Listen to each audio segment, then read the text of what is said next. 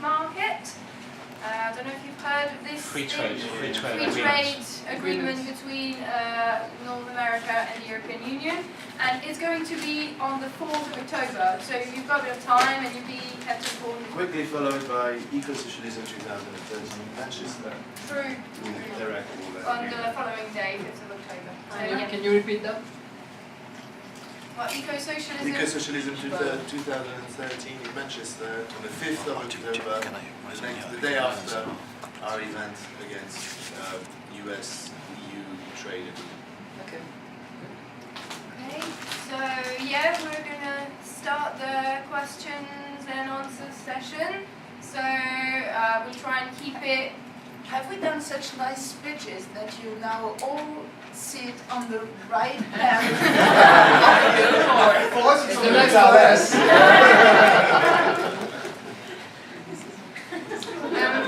So yeah, go ahead, and then I'll write down. So you can start. And then Sure. I'm Mike Davis, and I'm chair of the Alliance for Green Socialism. Derek won't mind me saying that's a much bigger organisation than the Green Left. And it doesn't have the problem of being shackled to the Green. Yeah, actually, that's right. I wanted to thank Louise to disagree with two of her key It's points. just so you can read it. One was that she said we're moving in the right direction, and I see no evidence for that at all. Certainly in Britain, the government is pulling back and reneging on green commitments, green pledges, green policies. You look at anything like the feed-in tariffs, look at wind farms. We've even got the environmental minister who doesn't believe in global warming. So it seems to me that's simply not true. Perhaps worse, it's not true if you look at the left in Britain. And there'll be some of us at the People's Assembly tomorrow. I'm not saying anything for or against the People's Assembly, but certainly a significant gathering. Well, it's got 15 workshops. How many of those are to do with the environment? Any of us? One. And if you put them in order of popularity for people going to them, what comes last? The environment. So I don't think that things are moving in the right direction. Point of clarification, I only said that investment patterns on energy production were moving in the right direction, but far too slowly. I didn't say the general situation was moving in the right direction. On the contrary, I emphasised that it wasn't. Good, so we're agreeing. Yeah. But there's a more important point. You said that there's no time to get rid of capitalism. And I think that's a stunningly wrong thing to say. I mean, I doubt to this audience that I need to explain why capitalism and the ecology are incompatible. But simply on the one question of growth, capitalism is utterly, inescapably based on the idea of continual, endless growth. And that is completely incompatible with ecological survival. It's not a question of there's no time to get rid of capitalism. It's a question of the first thing we have to do is get rid of capitalism if we're to have any significant effect on saving our ecosystem at all.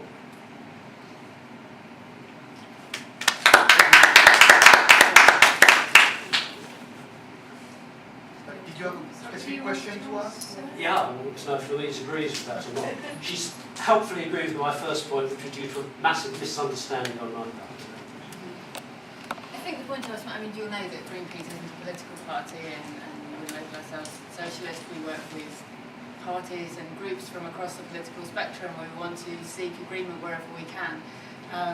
The point I was making is that we have 5 to 10 years to really turn this supertanker around and make some very significant changes to the way that our economy is based. We need to shift very rapidly away from a really self-destructive system based on fossil fuels to really very significant reduction in demand in the West for electricity and a shift to clean energy. And the science says that we've got 5 to 10 years to make some very significant changes in those investment patterns. I'm not talking about some point, and I think that there are all kinds of progressive ideas that are very important for making the interventions necessary in the battles that are going. It's a massive battle going on around the oil industry, around the coal industry, and major social movements mobilising around that. And I think progressive movements such as yours have got an important role to play in formulating some ideas that can challenge those vested interests and can offer a positive alternative. So I'm talking about the 5 to 10 year period. Greenpeace is an environmental campaign. It's not a party or a socialist party. So I don't say that I don't have a comment on socialism in the future. I'm just talking about 5 to 10 year period and what could be achieved then and what we can learn from progressive countries and organisations to help us move the politics forward in that very short window of time.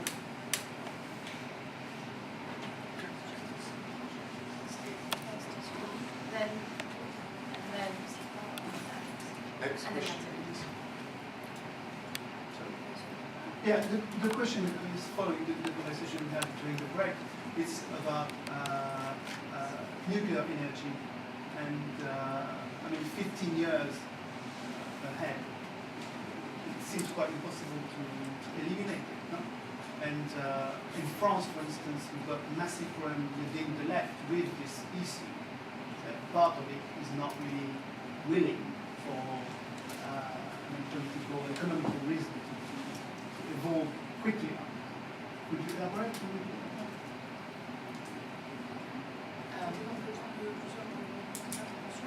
Okay, then you had a question.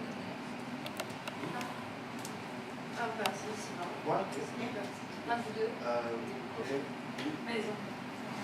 Yeah. So we've named the enemy capitalism. Is that my question is that what do we do with business, enterprise, the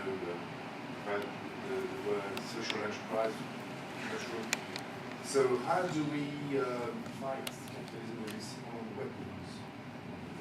That would be for you.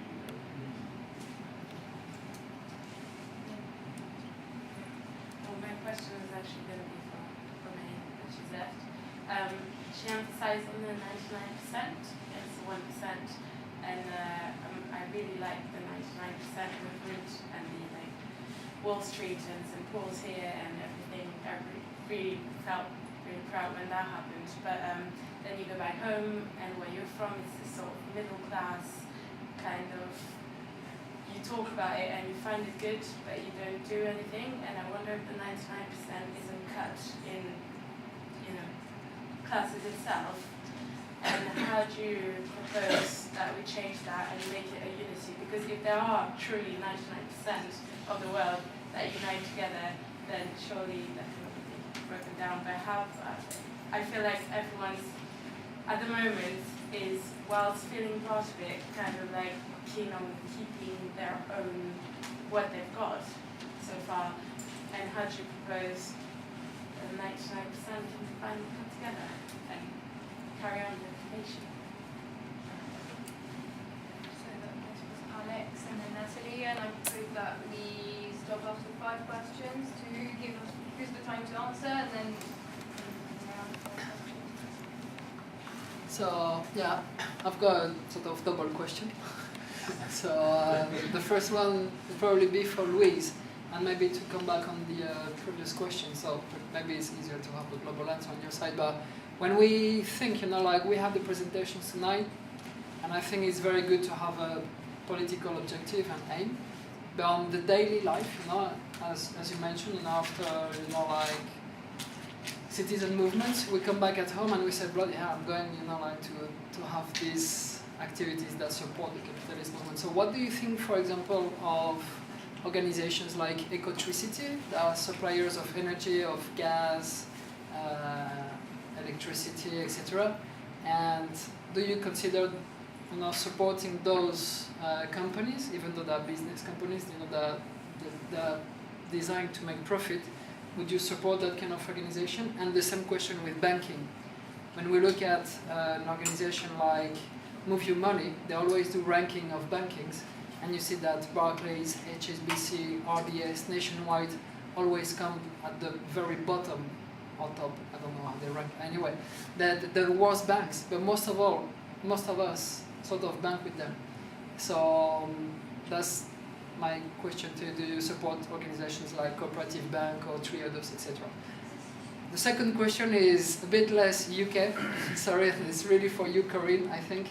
And it's obviously it's important that you made the effort to come from Paris, and somehow you also come, to deliver a message that we don't hear here so much in the UK, or at least not me.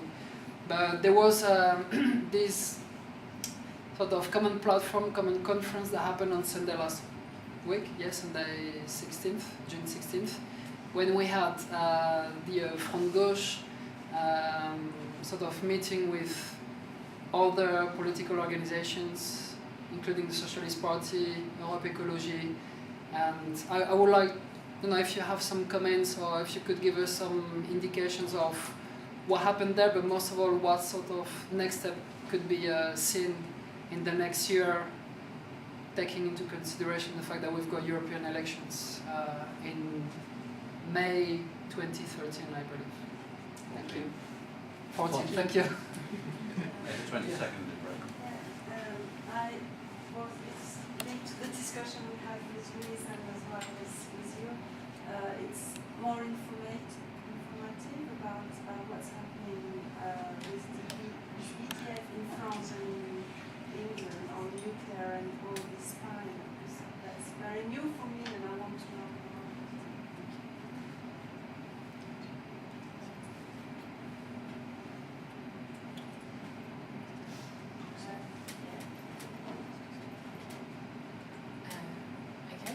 So on nuclear power, is it possible to eliminate it? Sure it is, yeah. The nuclear power industry has been in decline since Chernobyl. It kind of reached this high watermark, and after Chernobyl, I think people realised that it's a fundamentally dangerous technology, and that we can't trust the nuclear industry. We can't trust it not to lie to us. We can't trust it not to put safety first. You just can't trust it. You mentioned the spying. Last year